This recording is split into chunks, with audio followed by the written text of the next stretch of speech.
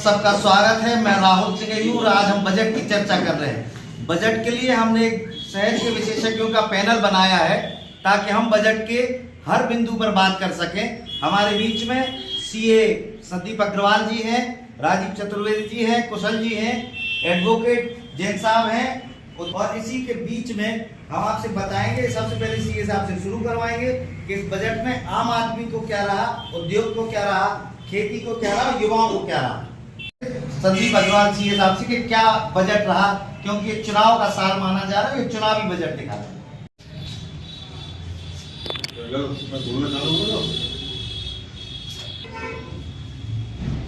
अगर हम स्पीच के थ्रू चलते हैं, सबसे पहला उन्होंने दिया बच्चों को वरीयता प्रायोरिटी पे स्टार्ट बजट 7 भाग में डिवाइड था। 7 प्रायोरिटीज दी थी उन्होंने, अलग अलग सेक्टर की अलग प्रायोरिटीज है।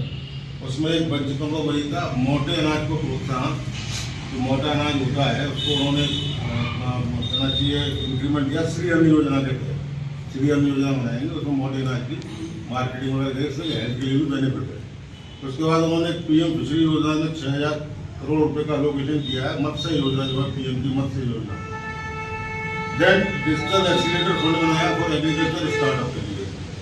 उसके बाद national digital library for all student, जिससे वो उसको एक्सेस कर सके। देन 157 नए नर्सिंग कॉलेज खोलने की बात की है, जो कि अच्छा वेलकम स्टेप है। और ग्रोथ रेट वो जो एस्टिमेटेड है वो 7% वो एस्टिमेट कर रहे हैं। गैस कनेक्शन वो कहते हैं हमने 9,6 करोड़ हाउसेज को दिया है, यह लक्ष्य हमारा। जनधन अकाउंट 14 करोड़ खुल चुके हैं। 79,000 करोड़ रुपये उन्होंने दिया पीएम आवास योजना के लिए आवंटित किया है, बढ़ा के दिया। जहाँ तक कैपिटल इन्वेस्टमेंट की बात है, 33% कैपिटल इन्वेस्टमेंट बढ़ाया। 10 लाख करोड़ रुपये का उन्होंने इन्वेस्टमेंट मतलब एलोकेशन किया है फॉर कैपिटल इन्वेस्टमेंट, जो कि मल्टीप्लाई होकर जब इकोनॉमी में आएगा तो उसके रेपरकशन आएंगे, वो शायद बढ़िया ही होंगे। 10 लाख करोड़ इस हफ्ते में। अच्छा, ये बजट की आम बातें हुई। इसमें अगर माने फिरोजाबाद के उद्योग के लिए क्या कुछ हुआ है, कुछ प्रावधान समझ में आता है? नहीं, जब जैसे मैं बताता हूँ, टायर 2 टायर 3 सिटीज के लिए डेवलपमेंट फंड बनाया है। देन 2.4 लाख करोड़ के लिए रेलवे के लिए एलोकेट किया है।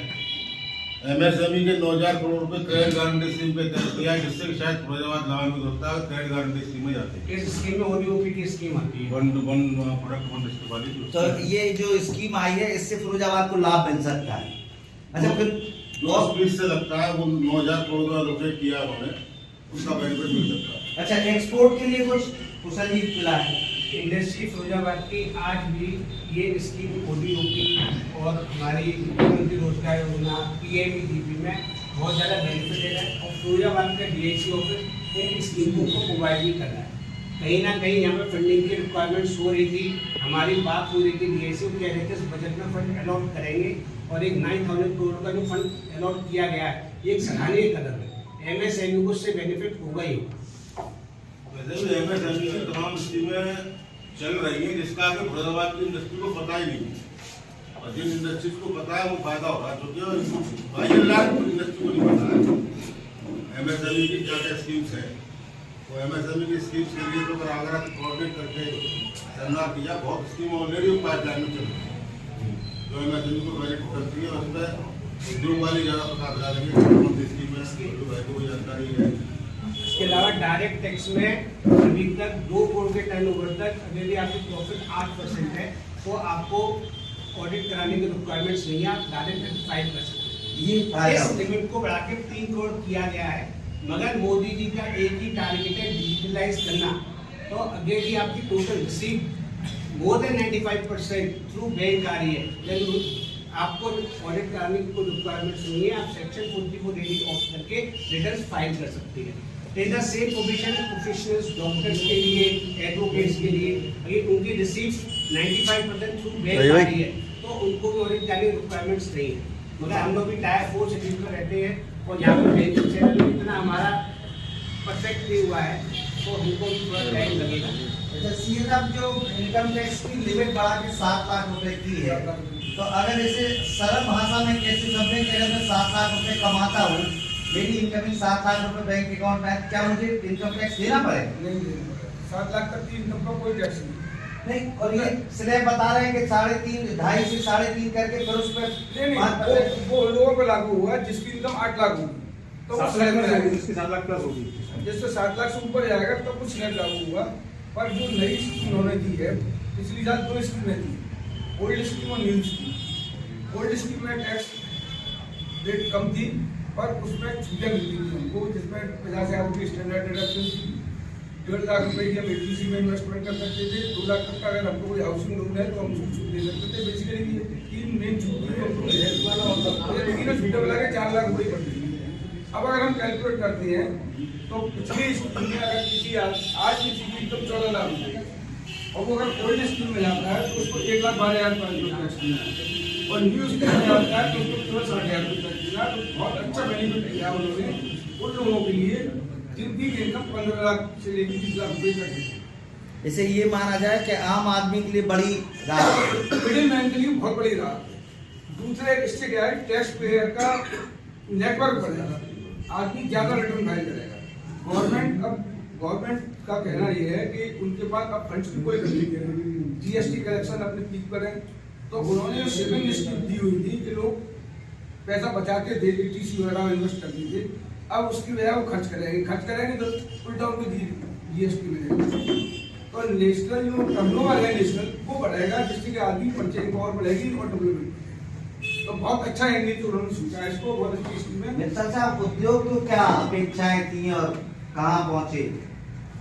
अपेक्षाओं से ज्यादा ही दिया है उन्होंने, बाकी चुनावी बजट है तो क्या योजनाएं आती हैं अपने सीए बताएंगे, हमें वीआईपी ऑफिस से मिलेंगी, उसके बाद हम बता पाएंगे डिटेल में।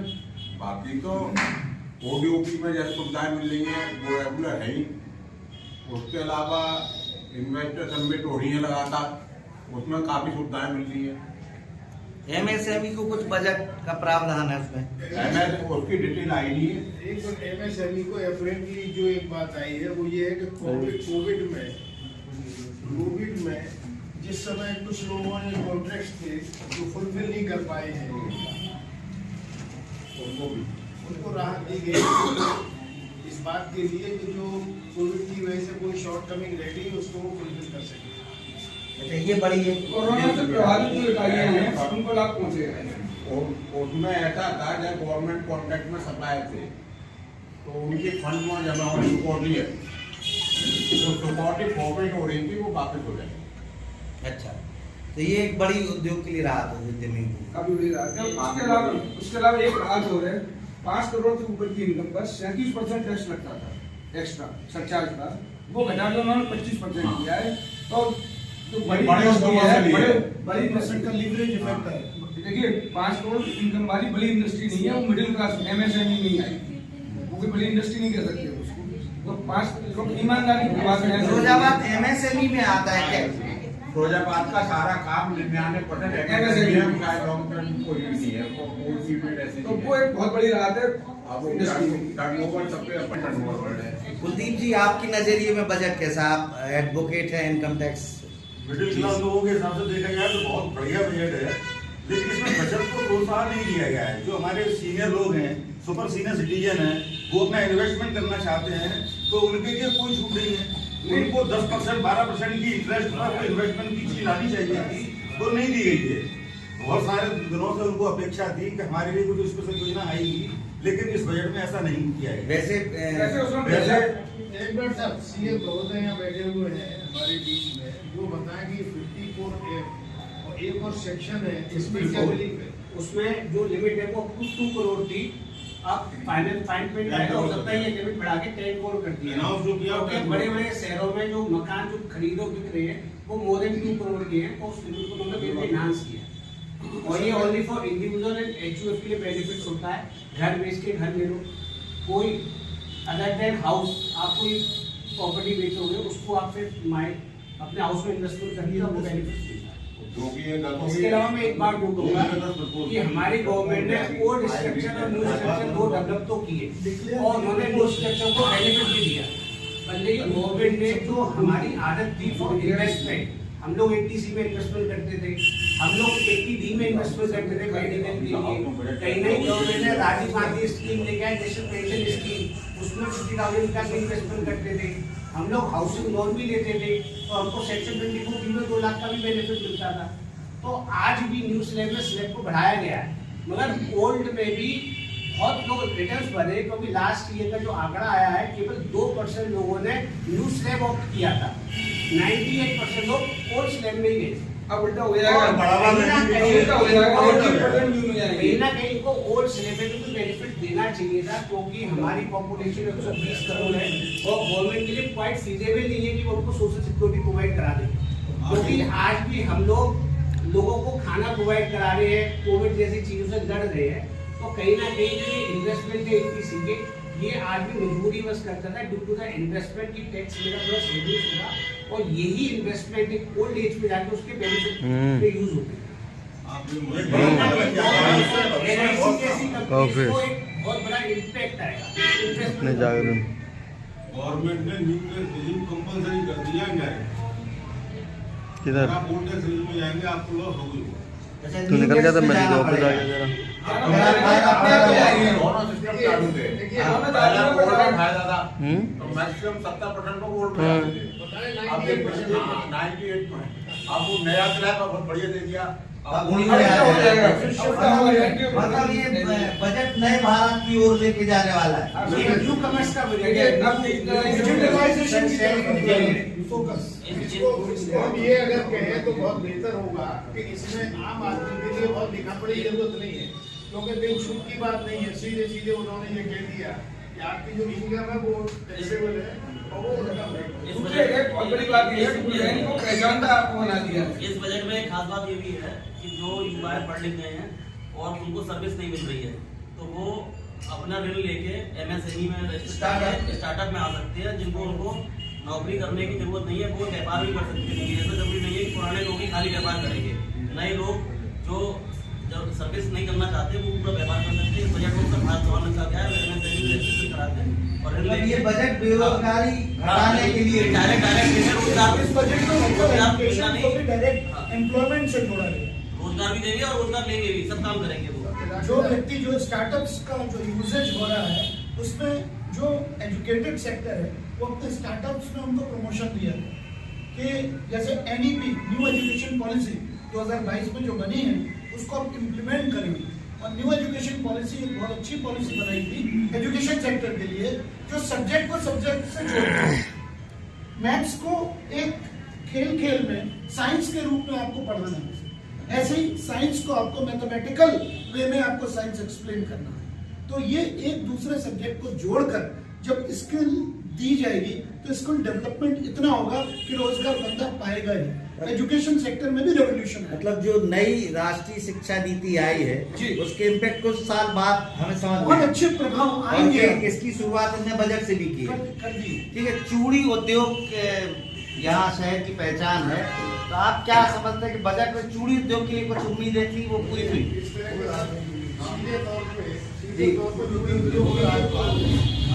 नहीं, अगर इनकम टैक्स के स्लैब आ रहे हैं, MSME में आते हैं आप लोग, तो उसके लिए बजट तो सीए साहब चूड़ी उद्योग के लिए कुछ मिलेगा इसमें? मैं बताऊं साहब, सीधे तौर पर चूड़ी उद्योग के लिए इसमें बजट में कुछ भी इंगित नहीं है और कोई छूट नहीं है।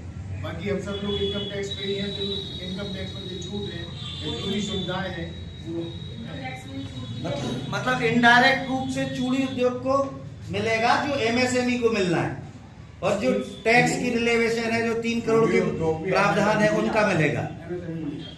इसके अलावा सरकार ने ODOP जो स्कीम को और आगे ले जाते हुए उसमें यूनिटी मॉल के कॉन्सेप्ट को भी इंट्रोड्यूस किया है, जिसमें कि ODOP के प्रोडक्ट्स पे एग्जीबिशन किया जाएगा। तो ODOP वाले प्रोडक्ट्स में हमारा डिस्ट्रिक्ट में हमारे फिरोजाबाद की चूड़ी जो भी आता ही है।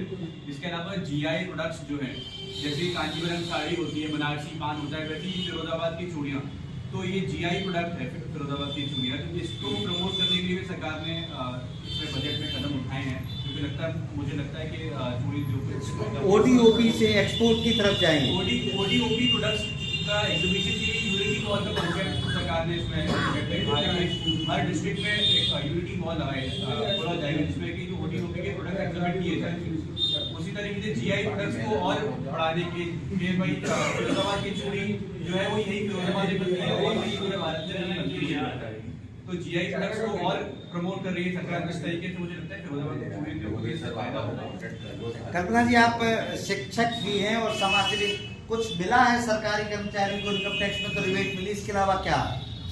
देखिए, जैसा कि अभी कुशल जी ने बताया था, बिल्कुल हम भी उनके बात से सहमत हैं कि 2 तरह की जो स्कीम्स चल रही थी उसमें सब लोग पहले 19% इसी तरफ जा रहे थे, जो ओल्ड स्कीम थी हमारी इनकम टैक्स की। अभी जो ये प्रक्रिया अपनाई, इसमें सब लोग न्यू स्कीम की तरफ जाएंगे जरूर, लेकिन परेशानी वही है कि पहले ही ओपीएस खत्म कर दी गई है, ओल्ड पेंशन स्कीम को खत्म करके एनपीएस में आ गए हैं। अगर अब बचत करना भी लोगों ने बंद कर दिया, क्योंकि इस तरीके से तो बचत की तरफ नहीं जाएंगे लोग, नई स्कीम की तरफ ही जाने वाले हैं जो दिख रहा है। तो जो उनका ओल्ड एज आता है आफ्टर रिटायरमेंट, तो उन लोगों को उस समय जरूर परेशानियों का सामना करना पड़ेगा। हाँ, क्योंकि वो सैलरी पेड लोग हैं और 60-62 की उम्र में जो आके रिटायर हो रहे हैं, उसके बाद ऐसा कुछ नहीं बचता है कि वो कोई नया इनिशिएटिव ले, नया बिजनेस स्टार्ट करें उस एज पे आकर के, तो हो सकता है कि उनको आगे जाकर के तकलीफ हो उस चीज से। जी साहब, इस पे आपका क्या समझ, कुछ बजट में है ऐसा जो मैडम कह रही? भी बिल्कुल सही कह रही है मैडम, और इसके लिए हम लोग अपनी सीए एसोसिएशन की तरफ से भी कोई ना कोई सबमिशन देंगे कि इस बजट में तो नेक्स्ट बजट में ओल्ड स्ट्रक्चर को भी कोई ना कोई बेनिफिट दें, जिससे कि लोग इन्वेस्टमेंट की तरफ रूबरू हो और चले, क्योंकि हर आदमी म्यूचुअल फंड में इन्वेस्टमेंट नहीं कर सकता। आज का जो बजट है वो न्यू कमर्स का बजट है, जो म्यूचुअल फंड में जाएगा। वो लोग टर्म प्लान्स लेते हैं, अपनी लाइफ को सिक्योर करते हैं, और फिर वो they are ready to invest in shares market and mutual funds market risk. लेकिन एक एज ऑफ भाई हमारा इंडिया है, यहाँ पे मोर देन 40 ईयर वाले भी 45% एवं लोग रहते हैं, तो उनका माइंडसेट है for the LIC investment, banking, SSC, KVP, तो उसको इजीली चेंज नहीं किया जा सकता है। हमको किसी चीज को चेंज करना होता है तो it will take 10 to 15 years. तो कहीं ना कहीं उस ओल्ड स्ट्रक्चर को भी, टैक्स स्ट्रक्चर को भी साथ में लेके चलना चाहिए। न्यू कमर्स को न्यू टैक्सेशन रिलीफ में आना चाहिए, ओल्ड्स को ओल्ड के साथ चलाना चाहिए, और ओल्ड के लिए कुछ देना चाहिए, ग्रेजुअली उसको सबक करना चाहिए। अब डॉक्टर साहब आप बताएं, अभी जो आ रही थी कि डॉक्टरों के पर्चे अगर नंबर 1 में GST में आते तो उस पर क्या कुछ लगता है आपको? डॉक्टरों की कुछ है? कहीं ना कहीं पेमेंट ATM से आ रही है डॉक्टरों के पास भी, ग्रेजुअली बढ़ेगी। ये तो काफी अच्छी है, जैसे नर्सिंग कॉलेज खोल रहे हैं, क्योंकि अभी तक ऐसा था कि हर जिले में ये मेडिकल कॉलेज तो खोल रहे हैं, पैरामेडिकल स्टाफ ट्रेन नहीं है, तो बड़ी सारी प्रॉब्लम होती है। तो अगर नर्सिंग कॉलेज भी इक्वली खुल जाएंगे तो पैरामेडिकल स्टाफ अगर रहेगा तो ये अच्छा कदम रहेगा सबके तौर पर। दूसरा, जैसे मोटे अनाज की बात करी, ये पिछले काफी टाइम से देखा जा रहा है कि गेहूं की वजह से डायबिटीज ज्यादा हो रही है। तो अगर गेहूं छोड़ के हम पुराने सिस्टम पे आ जाए, हम छोटे थे तो हमें ध्यान है कि मोटा अनाज ज्यादा खाया जाता था, फिर बाद में ये हो गया कि ढोरों का अनाज एक तो जानवर होता है, तो अब वो उसी पे सिस्टम पे आ रहे हैं। अगर प्रमोट कर रहे हैं मोदी जी इस बात को तो ये अच्छी बात है। सीए साहब ने एक और चीज बताई थी कि एनीमिया फ्री करने के लिए जो है रूरल एरियाज में एनीमिया के मरीज बहुत होते हैं, खून की कमी के, या तो आयरन की कमी से, या विटामिन B12 की कमी से, तो अगर उस पर ध्यान दे रहे हैं तो ये बड़ी अच्छी बात है, और इससे डेफिनेटली एफिशिएंसी भी बढ़ेगी आदमी की और अच्छा रहेगा।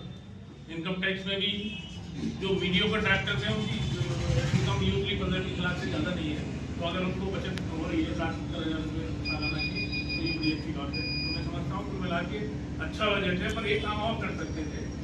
जैसे पिछले 2-3 साल में कोविड में ये देखा गया कि साहब इंफ्रास्ट्रक्चर अच्छा नहीं था, तो एक बार तो अगर आपको ध्यान हो, ना बेड है ना ऑक्सीजन है, और तक बड़ी परेशानियां हो रही हैं। तो दूसरा, उस समय जब बाप को बेटा नहीं देखना चाहता था, बाप नहीं जाना चाहता, बॉडी को नहीं उठाना चाहता, तब डॉक्टरों ने और हेल्थ केयर वर्कर्स ने काम किया, हजारों लोग मरे हैं, डॉक्टर्स की और पैरामेडिकल स्टाफ। तो जो लोग मरे हैं, जो शहीद हुए हैं, उनके लिए बजट में कुछ ऐसा प्रावधान होना चाहिए था कि उनको कुछ एक अमाउंट के लिए मिलता, तो अच्छी बात है। बजट में किसानों के लिए मोटे अनाज की बात आई है, और कृषि आयोग के किसान, प्रगतिशील किसान हमारे बीच में हैं। बोली जी, आपको क्या अब तक समझ में आया इस बजट में कि किसान को क्या मिला? मुझे जो दिखाई दे रहा है, बहुत अच्छी बात ये आई है कि डिजिटल किसानी की तरफ जा रहे हैं, और 2200 करोड़ का जो प्रावधान बागवानी कृषि के लिए किया गया है। हर जगह श्रम का अभाव है, क्योंकि श्रमिक कहीं रहना नहीं चाहता, जो भी गांव स्तर पे है। तो जो ड्रोन से हमारे यहाँ इस समय मैं ही खुद करता हूँ स्प्रे वगैरह, तो उससे श्रम की कॉस्ट को घटाया जा सकता है। खेती की जो लागत है वो कम की जाए और डिजिटल मार्केटिंग मिले, तो उससे हमारा जो मूल्य भाव है वो ज़्यादा मिले। जैसे MSP के माध्यम से अगर देखा जाए तो 2250 के करीब गेहूं का रेट है और बिक रहा है 2800-3000 रुपये। तो MSP अब कोई मायने नहीं रखती। प्राइवेट फॉर्म अगर मिलता है हमें बहुत अच्छा मिलता है तो ये बहुत अच्छी बात है। जो डिजिटल मार्केटिंग मिले, डिजिटल खेती मिले, ये बहुत भविष्य के लिए मैं समझता हूँ बहुत अच्छा रहेगा। रही बात मोटे अनाज की, तो ये परंपरागत खेती हमारी रही है। जैसे डॉक्टर साहब बता रहे हैं, मैंने भी देखा है अपने गाँव में, तो पहले मिला करके जौ चना की रोटियां खाते थे, वो बहुत उत्तम होती थी और उस तरफ लोग जा रहे हैं। और परंपरागत खेती अगर हमने छोड़ी उसका हमें कोई ज्यादा फायदा नहीं मिला और मैं समझता हूँ अब वो ज्यादा फायदेमंद साबित हो सकती है। इसका मतलब किसान इस बार संतुष्ट बजट से नजर आ रहा है। मैं समझता हूँ भविष्य के लिए युवा किसान है वो बहुत संतुष्ट होगा। लेकिन मैडम आप क्या देखती हैं बजट को इस नजरिए से, समाज के नजरिए से क्या लगता है? इसमें जैसे अभी हमारे इस बजट में ये प्रावधान किया गया जो हमारे आदिवासी बच्चे हैं उनके लिए विद्यालय खोलने की सुविधा प्रदान की गई है। एकलव्य स्कूल उन लोगों के लिए खोले जाएंगे। साथ ही जो जनजातीय जातियां हैं उनके विकास के लिए भी सरकार ने प्रावधान किया है। और महिलाओं के लिए भी एक बड़ा महिला सम्मान बचत पत्र एक उन्होंने योजना दी है, जिसमें 2 लाख रुपए तक की जो उनकी जमा है, जमा राशि है उसको 7.5% का ब्याज उनको दिया जाएगा। तो ये ठीक है। सामाजिक दृष्टिकोण से बजट को बनाया गया है, ये माने जाएगा? हाँ, मान सकते हैं। Thank you. हमारे बीच में वकील साहब पुराने राजनीतिक है, लेकिन हमने अधिवक्ता के रूप में वकील साहब को आमंत्रित किया। धर्म सिंह जी, आपका क्या सोच बजट? मैं बहुत देर से सुन रहा हूँ जी, और जो मध्यम वर्ग की जो परिभाषा यहाँ दी गई वो उस मध्यम वर्ग की परिभाषा से मैं सहमत नहीं। 10% के लोग मध्यम वर्ग को रिप्रेजेंटेशन करना चाहते हैं। हमारा कहना यह है कि दुकानदार हमारा मध्यम वर्ग है, दुकानदार मध्यम वर्ग है। दुकानदारों के हित में कुछ नहीं किया गया है। GST की मार दुकानदार झेल रहा है। दूसरे अभी हमारा रिप्रेजेंटेशन कर रहे हैं किसान की तरफ से आप, मैं ये कहना चाहूँगा कि आप देखिए मोटा अनाज फिरोजाबाद में कब नहीं पैदा हुआ, वो आज भी पैदा हो रहा है। आपके सिरसागर क्षेत्र में मक्का बम्पर पैदा होती है और बाजरा भी गर्मियों में पैदा होता है, मूंगफली भी पैदा होती है, लेकिन प्रोत्साहित नहीं किया गया। आपने कहा कि 2200 रेट है MSP, हम कह रहे हैं कि आज लागत 2500 से ऊपर जाती है।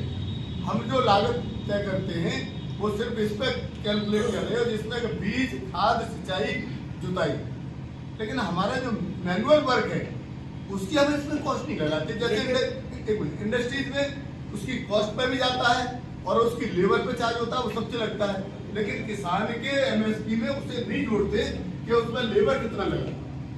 अगर लेबर जोड़ दोगे तो उसको MSP जाएगी 2800-3000 की, 3600 जाएगी। अब उस स्तर पे सरकार ने किसानों की कुछ नहीं किया। अधिवक्ता वर्ग के लिए क्या कुछ मानते हैं कि बजट में हुआ है?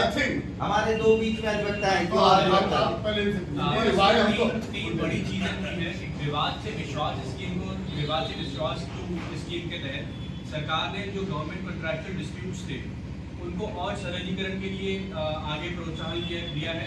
इसके अलावा अंडर ड्राइव प्रिजनर्स जो है, जो बहुत साल से जेलों में रह रहे हैं, सिर्फ इसलिए क्योंकि वो जमानत की राशि को नहीं कर सकते हैं, इसलिए वो जेल में रहते हैं और उनका कन्विक्शन अक्विटल भी हो गया, बरी भी हो गया, लेकिन कई बार वो जमानत नहीं ले पा रहे हैं या वो अंडर ट्रायल है, तो उनके लिए सरकार अपनी तरफ से जो लीगल सर्विसेज अथॉरिटीज स्कीम की तरफ से उनको पेमेंट करके उनको जमानत पर रिहा करने के लिए। इसके अलावा जो एक बहुत बड़ी स्कीम, एक स्कीम और की जो मैंने स्लिप हो रही दिमाग से, नुकसानदायक स्कीम है, नुकसान की स्कीम है। नहीं, जस्टिस डिलीवरी सिस्टम में काम। इसके अलावा ई-कोर्ट को और जस्टिस डिलीवरी सिस्टम को और इफेक्टिव बनाने की सरकार ने ई-कोर्ट की 3rd फेज के लिए 7,000 करोड़ का आउटलेज किया है, ताकि आम आदमी की क्वालिटी हर व्यक्ति की पहुंच के वो एक्सेस हो। थोड़ा सा ऊंचा उठ के हमें सोचना होगा देश के परिप्रेक्ष्य में, ज्यादा जिसको अगर समाज फायदे उठाने वाला वर्ग ज्यादा है तो हमें उसकी तरफ प्रोत्साहन करना होगा और तारीफ भी करना होगा। मैडम आप बताइए। मेरा तो बुलाना बेकार हो गया आपका। नहीं, आप बताइए। रिप्रेजेंटेशन एडवोकेट हमारे यहाँ सबके 2 रिप्रेजेंटेशन है, 2 महिलाएं हैं, समाज साथी है, 2 वकील हैं, 2 सीए हैं, 2 उद्योगपति हैं, सबका है, आपका भी है। Not only for I am also a farmer जी, I am a social worker जी जी। तो मैंने अभी उठाया आपके सामने कि हमारे प्रधानमंत्री जी ने ये कहा था कि 1 कंट्री 1 टैक्स, तो कितने टैक्स हमें आप हमें कह रहे हैं तो ये 1 टैक्स 1 कंट्री कहाँ है? आप एक स्टेज पे कहीं से शुरू कर लीजिए, वाहन पे ले लीजिए, वाहन पे कितने टैक्स है, चाहे वो डीजल के माध्यम से, चाहे पेट्रोल के नाम से, चाहे टोल के नाम से, चाहे रोड टैक्स के नाम से।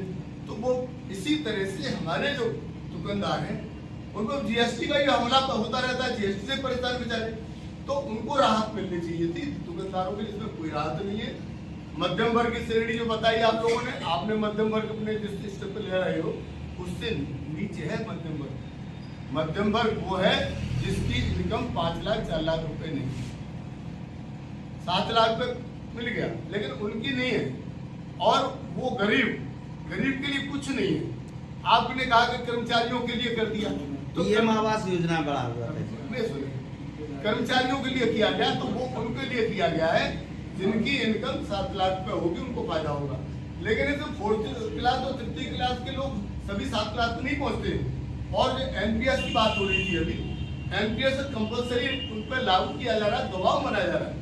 एनपीएस से लाभ इनको कर्मचारियों को पता ही नहीं, क्योंकि एनपीएस से जो रकम जा रही है सरकार में वो शेयर्स में जाएगी, शेयर्स में घाटा हुआ तो इनका और प्रॉफिट हुआ तो गवर्नमेंट का। इसलिए एनपीएस जो सिस्टम है वो खर्च करना चाहिए, वो एप्लीकेबल नहीं, अच्छी ढंग से नहीं हो पाएगा। तीसरी बात यह है कि आपने एम्प्लॉयज के लिए किया, गरीब के लिए क्या किया? रसोई के लिए, महिलाओं के लिए रसोई के में जो महिलाएं झेलती है महंगाई, उसके पार्ट पर कुछ नहीं किया। आपके गैस सिलेंडर कितना महंगा हो गया है, उस पर पहले सब्सिडी मिलती थी। रसोई की बात महिलाओं से करेंगे, महिला मांगी के हर वर्ग की भागीदारी दी है। मैं तो जनरल की बात करूँ, जनरल पे बात करूँगा, छोटी हमने तो कम नहीं बोलूँगा, आप बुरा मत मानिए, रसोई पे बात महिला करेंगे। रसोई पे इसीलिए मैं नहीं कह रहा हूँ, दूसरी बात कह रहा हूँ। रसोई का कनेक्शन आपने मोदी जी ने फ्री में आपने राशन देने की बात कही, और अगर वही राशन फ्री में दे करके उनको सब्सिडी जो मिल रही थी वो सब्सिडी मिल रही होती तो आपको फ्री राशन देने की आवश्यकता नहीं पड़ती। आपने सब्सिडी भी खत्म कर ली और फ्री राशन में आप 30-35 रुपए देते हैं, क्योंकि 30-35 रुपए अब दे रहे हो। ये राशन में सुविधा तो पहले से है, लेकिन एक मध्यम वर्ग का आदमी जब राशन लेके आता तो 30-32-35 रुपए का आता, उसमें साल में 2-3 दफा 4 दफा तुमने फ्री कर दिया, लेकिन अल्टीमेटली उसको तो वही रेट रहा। धन्यवाद। आप मेरे अनुसार बजट अच्छा है। सबसे बड़ी जो एक राहत की बात है वो ये कि इसमें जो टैक्स की सीमा है वो 5 से 7 लाख की गई है। मुझे लगता है उससे बहुत राहत मिलेगी, हर वर्ग को मिलेगी, किसी एक विशेष वर्ग के लिए नहीं है। और बाकी टोटल जितने भी चीज़ें हैं बजट में, सभी चीज़ों को छुआ गया है, सभी वर्गों को राहत देने की कोशिश की गई है। कुछ चीज़ें महंगी सस्ती हर बजट में होती हैं, कहीं ना कहीं थोड़ा बहुत फर्क पड़ता ही है बजट पर। बजट बड़ा है, पूरे देश का बजट है, कुछ सस्ता होता है, कुछ महंगा होता है। अरे जी, एक प्रोविजन इसमें बहुत अच्छा है। इनकम टैक्स की अपीलें बहुत बड़ी संख्या में पेंडिंग है, उसके लिए उन्होंने 100 नए जॉइंट कमिश्नर को डेप्यूट किया है और अब वो बड़ी संख्या में निस्तारित होंगी। नहीं व्यापारियों के नेता प्रतिनिधि मौजूद है, व्यापारियों को क्या मिला इस बजट में, किस नजरिए से? इस बजट को मैं चुनावी नजरिए से देखता हूँ। इस बजट में व्यापारियों को, छोटे व्यापारियों को, मध्यम वर्गीय व्यापारियों को कुछ भी नहीं मिला है। सोने चांदी पर कस्टम बढ़ाया है, कस्टम से महंगाई होगी, महंगाई से व्यापार भी घटते होंगे। निश्चित तौर पर यह बजट निराशाजनक है। और क्या जीएसटी आपकी लगती थी, क्या होता था? जीएसटी तो कोई दिक्कत नहीं, जीएसटी लगती थी, वैसे दे रहे हैं, मान ले रहे हैं हम जीएसटी दे रहे हैं। जो कस्टम बढ़ा है भाई, उन्हें वो मेरा अभी बजट एलईडी के रेट कम हुए, इलेक्ट्रॉनिक के, इससे पॉजिटिव नहीं जाएगा। चांदी पर कस्टम बढ़ा है, सिर्फ सोने चांदी पे जी सब लोग नहीं है ना यहाँ इससे देश में महंगाई जाएगी सब। बल्लू भाई महंग बढ़ रहा है। अच्छा जी, और व्यापारी प्रभावित, व्यापार प्रभावित होगा सोने चांदी का निश्चित तौर पर। आप नहीं जो बात में जो जीएसटी की काफी सालों से जो मांग चली आ रही थी, सिलेंडर में 12% GST है, और ग्लास में फिरोजाबाद के कांच पर 18% की GST है। तो वो हम लोगों का जो कंपटीशन है वो सिरेमिक से है, तो इस पर भी 12% GST सरकार को इस रेट में कांच पर करनी चाहिए। और सिंगल यूज जो प्लास्टिक है जिसकी वजह से फिरोजाबाद का कांच उद्योग प्रभावित हो रहा है, उस पर पूरी तरीके से रोक लगानी चाहिए, जो इम्प्लीमेंशन नहीं हो पा रहा है। अच्छा, ये सार रूप में देखें तो फिरोजाबाद को क्या क्या मिला, इस पे भी हम चर्चा कर लेंगे। फिरोजाबाद के उद्योग को क्या मिला? ट्रांसफार्मर सस्ता लगा टैक्सी में, ट्रांसफार्मर पर छूट है। क्या फिरोजाबाद को क्या उद्योग को क्या? पूरे हिंदुस्तान में इंडिया का बजट है, एक विशेष इंडस्ट्री के लिए नहीं है, विशेष पूंजीगत जितना इन्वेस्टमेंट है, MSME है या मध्यम वर्ग है, सूक्ष्म है या IS है, इनको जो बेनिफिट मिलने सभी इंडस्ट्री को मिलने हैं, विशेष टूबी, ग्लास, पॉटरी, इनके हिसाब से सेक्टर वाइज नहीं है, उत्तर प्रदेश का बजट आ रहा है, उसमें क्या मिलता है उत्तर प्रदेश में नहीं, वो मैं यही सोच रहा था कि अगर 1 लाख करोड़ उत्तर प्रदेश को कुछ मिलेगा तो 75 जिलों के उद्योग को कुछ मिलेगा, तो हमारे हाथ में कुछ आएगा। कुछ ना कुछ तो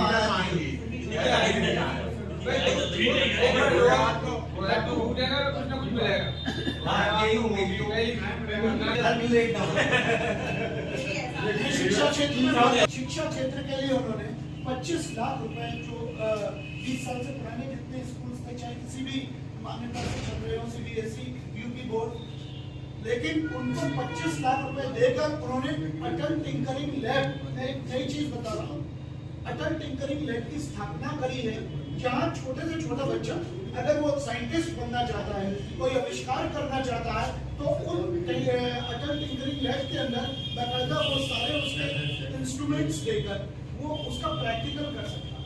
उसके दिमाग में जो चीज चल रही हो उसको मॉडल बना के वो प्रस्तुत करके बाकायदा ट्रेनिंग पाके वो एक साइंटिस्ट बन सकता है। धन्यवाद। ये थी जागरण की बजट चर्चा, जिसमें हमने सब लोगों से बात की और उनकी राय जानी। फिरोजाबाद को क्या मिला, शहर को क्या मिला, समाज को क्या मिला और गरीब को क्या मिला। आप सभी लोगों का बहुत बहुत धन्यवाद।